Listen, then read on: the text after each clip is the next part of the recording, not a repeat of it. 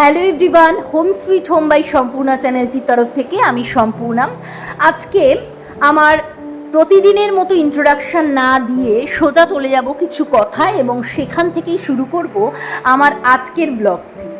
প্রথমেই বলবো, জানেন তো সোশ্যাল মিডিয়া, ফেসবুক বা ইউটিউবে সাধারণত যেটা ট্রেন্ড সেটাই কিন্তু মানুষ ফলো করে। আর সেই ট্রেন্ডটা যদি কাউকে বদনাম করার হয়, ধরুন একটা মানুষকে অপর দুজন তিনজন ব্লগার বদনাম করছে, ঠিক সেই দিকে কিন্তু আরও 5টা ব্লগার বদনাম করতেই ছোটে। সুতরাং কারোর বদনাম যদি ইউটিউবে, ফেসবুকে হয়, সোশ্যাল মিডিয়ায় হয়, প্রত্যেকটা মানুষ জেনে না জেনে, তাকে চিনুক না চিনুক, সেই বদনামের রাস্তাতেই যায়। তো আজকে এই কথাটা কেন বলছি এবং মানুষ কেন এই ট্রেন্ডে চলে সেইটা নিয়ে আমি একটু পরে আবার কথা বলছি। তার আগে বলে দিই, আমরা এই দিনকে চলে এসেছিলাম ক্যালকাটা পাবলিক স্কুলে এবং ক্যালকাটা পাবলিক স্কুলে বাবানকে, ছোটুকে ভর্তি করব এই রকম একটা প্ল্যান করে এখানকার কিছু ইনফরমেশান নিতে আমরা এই স্কুলে চলে এসেছিলাম। তো সেই দিনেরই একটা ব্লগ দেখাচ্ছি, যদিও ব্লগটা অনেক দিন হয়ে গেছে, তবে আমি এই ব্লগটা একটু দেরিতেই ছাড়বো বলে ঠিক করেছিলাম। কেন সেটাও পরে তোমাদের জানাবো।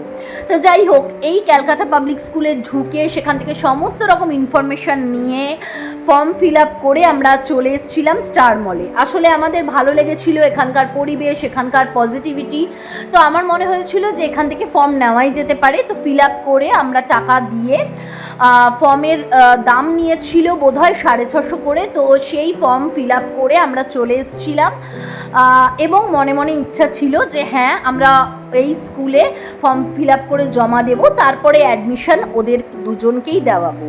ছোট ছেলেকে দেওয়াবো আমরা আপার নার্সারি থেকে ইউকেজিতে, আর বড় ছেলেকে আমরা ক্লাস 2 থেকে 3তে আমরা অ্যাডমিশন দেওয়াবো। তো এরম প্ল্যান করে আমরা সেদিন ফর্ম টর্ম নিয়ে চলে এসেছিলাম স্টার মলে, কারণ অনেকটা সময় হাতে ছিল। শুভ্রর ছুটি ছিল, আর ছুটির দিনে কোনো একটা কাজ নিয়ে বেরিয়ে সোজা বাড়ি চলে আসা যায় না। আমাদের নীতিটা আলাদা, আমরা কিন্তু একটু ঘুরবো। তো এই রকমই আমরা করে থাকি, কারণ আমাদের সত্যি কথা বলতে আত্মীয় স্বজন পরিজন কেউ আমাদের ডাকে না, সুতরাং আমরাও কাউকে ডাকি না, আমরা নিজেদের মতো মজা করি, এটা একটা স্পষ্ট কথা। যাই হোক, যে যেভাবে ভালোবাসে থাকতে সেটাই হচ্ছে কথা, আমরাও আমাদের মতো ভালো থাকার চেষ্টা করি। এই সময় আমরা কিছু খাবার নিয়ে নিয়েছিলাম, বিকেল হয়ে গিয়েছিল। তো কফি নিয়ে নিয়েছিলাম, একটু ব্রাউনি নিয়েছিলাম, তারপরে হচ্ছে একটু চকো চিপস দেওয়া মানে কুকিজ নিয়েছিলাম। তো এরপরে বাবান আর ছোটু একটুখানি ওরা খেলবে, মানে ওরা একটু গেমিং জোনে যাবে। তো ওদের গেমিং জোনের খেলাটা তোমরা দেখো, তার সাথে কিছু কথা তোমাদের সাথে শেয়ার করে নিই।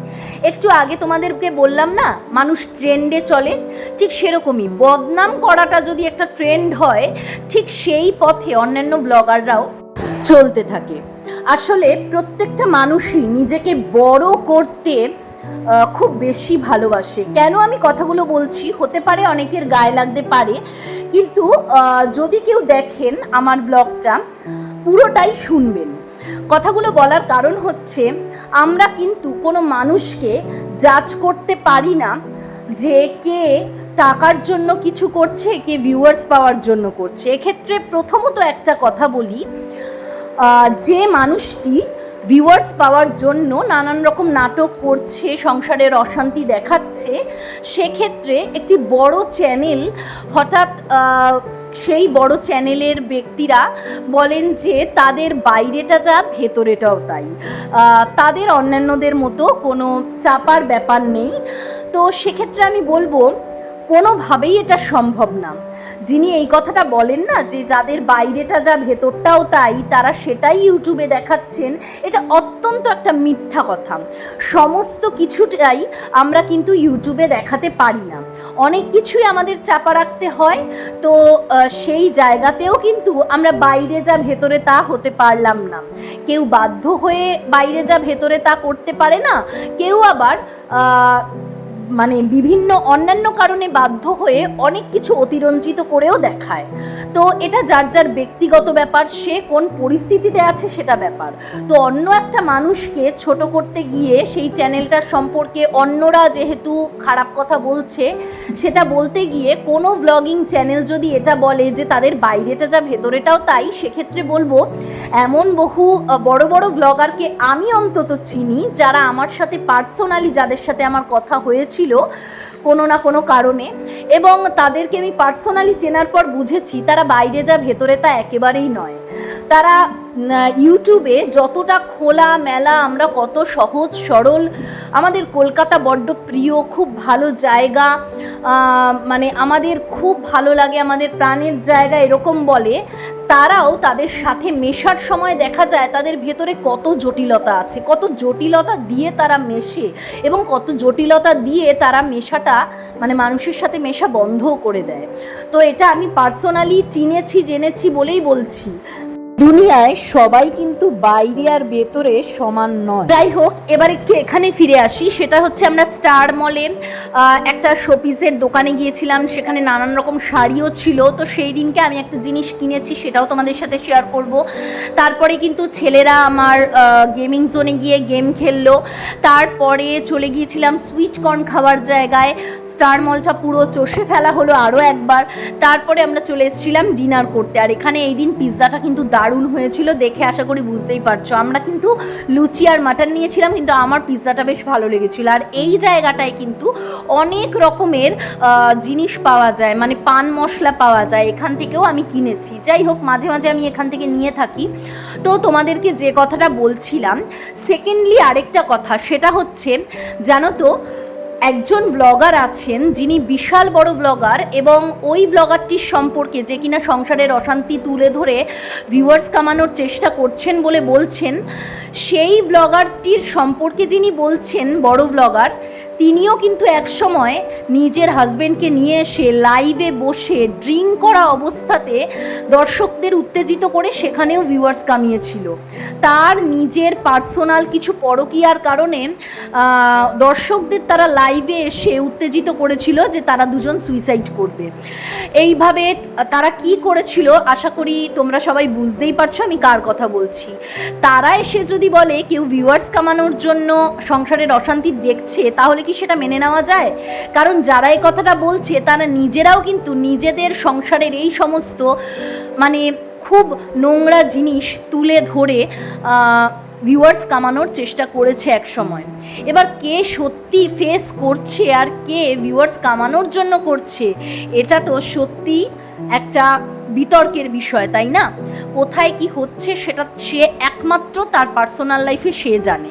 চলো, বাড়ি চলে এসেছি। তোমরা তো দেখলেই ব্লগটার মধ্যে যে আমরা আজকে ওদের স্কুল দেখতে গিয়েছিলাম। তো আমরা অ্যাকচুয়ালি ক্যালকাটা পাবলিক স্কুলটা আজকে দেখেছি, বাকি আরো দুটো একটা স্কুল যেটা দেখার আছে, হয়তো শুভ্রই সেটা দেখবে। তো আমি আজকে ওই কারণে আমরা একটুখানি মানে কোনো প্ল্যান ছিল না, গিয়েছিলাম স্টার মলে। তো ওখান থেকে কি কিনেছি সেগুলো একটু দেখিয়ে দিই, মানে এটা ব্লগের পার্ট হিসেবে শেয়ার করে দিই। মানে সব সময়ের ব্যবহারের জিনিস যেগুলো, জিঞ্জার গার্লিক পেস্টটা শেষ হয়ে গিয়েছিল, এটা কিনেছি। তারপরে হচ্ছে গোটা গরম মশলা, ঠিক আছে, এটা হচ্ছে ওই স্পেন্সারেরই ইয়ে। আর মাদার্সের কিনেছি জিঞ্জার গার্লিক পেস্টটা। এটা ওদের ওখানে না বেকারিটা, মানে যেটা হচ্ছে স্টার মলের যে স্পেন্সার, ওখানে না পাউরুটি গুলো এখন খুব ভালো দিচ্ছে। তো ওই কেক কিনেছি, এই চকলেট কেকটা কিনেছি, ওদের ওই টিফিনে খেতে লাগে। তারপরে যেটা কিনেছি সেটা হচ্ছে এই পাউরুটিটা, লম্বা এই পাউরুটি গুলো কিনেছি। এগুলো বিভিন্ন ভাবে অনেক সময় খাওয়া যায়, আর গার্লিক ব্রেড এসব বানিয়ে খাওয়া যায়। আর বাবানদের চকলেট, সেটা হচ্ছে আচার, ফুলের আচার কিনেছি। ইদানিং আমার খুব আচার খেতে ভালো লাগছে, কারণ আমার না একটু আমাদের সবারই একটু পেটের গন্ডগোল হয়েছিল। তো মানে জ্বর জ্বর ভাব, সর্দি, পেটের গন্ডগোল এসব, মানে ওয়েদার চেঞ্জে হচ্ছিল। তো কিচ্ছু মুখে ভালো, মুখে রুচি চলে যায়, তখন গিয়ে আচারটা খেতে খুব ভালো লাগে। তো শুভ্র একটা আচার এনেছিল, ওটা শেষ হয়ে গিয়েছিল। এবার ওইটা একদমই মানে এই আচারগুলো একদম মানে ঘরোয়া, যেগুলো ধরো আমরা খাবারের সাথে খেতে পাচ্ছি রুটি ফুটি দিয়ে। এটা কুলের আচার, যদিও এটা এমনি খাওয়া যাবে। আর ম্যাঙ্গো আচার নিতাম, কিন্তু কেনা হয়নি। আর যাই হোক, ওরা পিৎজা খেয়েছিল, এর জন্য এখানে পিৎজার 2টো পিস রয়ে গেছে, আর তার সাথে গার্লিক ব্রেড রয়েছে, ওইগুলো এনে রেখেছি। আর যে জিনিসটা দেখাবো, এগুলো একটু দেখিয়ে নিই। এটা হচ্ছে কি বলে ওটাকে, মিষ্টি পানের যে মশলা, এটা খুব ভালো জিনিসটা, আমি দেখিয়ে দিচ্ছি পরে। এটা বোধহয় 50 টাকা নিয়েছে না, এটা এটা 100 টাকা নিয়েছে। স্টার মল থেকে নিয়েছি এটা। আর এইটা নিয়েছি হচ্ছে শুকনো আদা, একটু মশলা মেশানো থাকে, খুসখুসে কাশিতে এটা খুব ভালো হয়। এটা আমি আজকে নতুন নিয়েছি, একটু ঠান্ডা ঠান্ডা ভাব লেগে রয়েছে তার জন্য। আর যেটা নিয়েছি, তোমাদেরকে স্টলটা অলরেডি দেখিয়েছি আমি। ওই স্টলটায় না খুব মানে একদম ঠিকঠাক রেঞ্জের অনেক কিছু জিনিস পাওয়া যায়। এই জিনিসটা কিনেছি, এটা হচ্ছে 180 টাকা লেখা, 140 বোধহয় নিয়েছে, না 44 নিয়েছে। এইটা হচ্ছে একটা মানে পেন স্ট্যান্ড। এটার মধ্যে জানি না ফুল টুলও রাখা যেতে পারে, কিন্তু অ্যাকচুয়ালি এটা পেন স্ট্যান্ড। এটার অনেকগুলো কালার ছিল, ডিপ ব্লু, ব্ল্যাক, এই কালারটা, আর একটা তুতে তুতে কালার। তো এই কালার, এটাও ওই রকমই একটা কি তুতে টাইপের একটা কালার, এর একটা হালকা কালার আছে। যাই হোক, এই জিনিসটা আশা করি ভালো লাগছে। আমার না মাটির জিনিস ভীষণ ভালো লাগে, তো আমি মাটির জিনিস এটা একটা নিয়েছি। আরেকটা জিনিস খুব পছন্দ হয়েছিল, তো কেনা হয়নি ওটা। ওটা ভীষণই সুন্দর ছিল, ওটা মানে সরস্বতী ছিল, মা সরস্বতী। আসলে এই বছরও আমরা মা সরস্বতীকে পুজো দিতে পারিনি, চেষ্টা করছি নেক্সট টাইম থেকে, নেক্সট বছর থেকে নিজেদের বাড়িতে খুব সুন্দর করে সাজিয়ে পুজো দেবো। তো এই কারণে বোধহয় মা সরস্বতী এবার ভেবেছিলাম পুজো দেবো, দিতে পারিনি। রাগ করেছে কিনা জানি না, আনার ইচ্ছে ছিল, সরস্বতীর মূর্তিটা আনতে পারলাম না। এবং ইচ্ছা ছিল যে আমার যে হ্যান্ডমেড জুয়েলারির জিনিসগুলো, ওটাও তো মানে এক প্রকার সরস্বতীরই দান, আমার যেটুকু আমি ক্রিয়েট করতে পারি। তো ওইটারই একটা বড় ক্যাবিনেট নয়, মানে ওরকম টাইপের আছে, শোকেসের মতো, তার উপরে ভেবেছিলাম সাজিয়ে রাখবো। এতটা বড়, মাত্র 600 কত টাকা দাম, মানে যেটা স্পেন্সারে অনেক বেশি দাম নেওয়ার কথা, মানে 1500 তো নেওয়ারই কথা, কিন্তু খুব কম দামে এবার ওরা দিচ্ছিল। যাই হোক, ঠিক আছে, কখনো আনা যাবে। আর এইটা এটাও আমার খুব পছন্দ হয়েছে, এটা মাত্র 140 বা 44 টাকা দাম নিয়েছে, ঠিক আছে। মেনলি এই জিনিসটার জন্যই আমি এটা দেখালাম। তো আজকের ব্লগটা এখানেই শেষ করছি।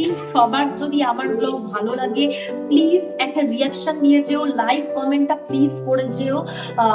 লাইক যদি নাও করতে ইচ্ছে হয়, নেগেটিভ কমেন্ট হলেও কমেন্টটা প্লিজ করো, যাতে আমি তোমাদের সাথে মানে কথা বলতে পারি, আমি তোমাদের রিপ্লাই দিতে পারি। কি ডিসলাইক বাটনও আছে? হ্যাঁ, ডিসলাইক বাটনও আছে। যেটা হোক, তোমরা রিয়াকশনটা দিও। অনেকেই আছে ছুপা রুস্তম, ব্লগ দেখে, ভিডিও দেখে, আমি জানি এই কথাগুলো তাদের ভালো লাগে না, তারা তবুও তারা দেখে, মানে আমি ভীষণ স্ট্রেট কাট বলে তারা পছন্দ করে না আমায়, কিন্তু তারা দেখবে, সমস্তটা দেখবে, নখদর্পণে আমি কি করছি না করছি, সেটা আত্মীয় স্বজন থেকে শুরু করে অনাত্মীয় আত্মীয় সবাই রয়েছে, পরিচিত নয় এরকমও মানুষ রয়েছে, কিন্তু তারা আমার ব্লগ দেখে জাস্ট দেখে চলে যায়। এবং দেখাটা, আমি কিছু মানুষের কাছে এটাও শুনেছি, দেখাটাই নাকি অ্যাপ্রিসিয়েশন, মোটেও তা নয়। তোমরা দেখে, একটা কথা বলি, তোমরা দেখছো, তোমাদেরকে যেটা দেখাচ্ছি সেটা দেখে অবশ্যই আমাকে সাপোর্ট করছো, কিন্তু তার মানে আমি কোনো কাজ করছি না তা কিন্তু নয়। যে ভিডিওটা বানাচ্ছি সেটাও কিন্তু এডিট করা, ভয়েস ওভার দেওয়া, সেটার মধ্যেও সামান্যতম ট্যালেন্ট যেটুকু থাকে সেটা আমার কাজের মধ্যে পড়ে, সেটা আমি করছি, সেটা অন্য কেউ করে দিচ্ছে না। সুতরাং এই কাজটা করার ফল হিসেবে হয়তো আমার একটা সাবস্ক্রাইবার বাড়ছে, তো আমারও তো কর্মের ফলটা ওখানে আমি পাচ্ছি, তাই না?